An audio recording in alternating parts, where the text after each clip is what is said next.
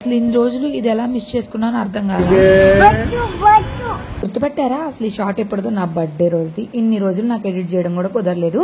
ఇప్పుడు మా ఆయన లేడు, నేను పుట్టింట్లో ఉన్నా కదా, మా ఆయన బాగా గుర్తొచ్చేస్తున్నాడు. ఇక సరే ఇంకా అసలు నా ప్రిన్సెస్ ట్రీట్మెంట్ చూడండి. ఎక్కడైనా పేరెంట్స్ మనల్ని ప్రిన్సెస్ లాగా ట్రీట్ చేస్తారు, అది హస్బెండ్ కూడా ట్రీట్ చేస్తే అసలు వాళ్ళకి కిక్కే వేరు కదా. నా బర్త్డే రోజు మా ఆయన మార్నింగ్ నుంచి నైట్ డిన్నర్ వరకు ఏమీ కుక్ చేయలేదు.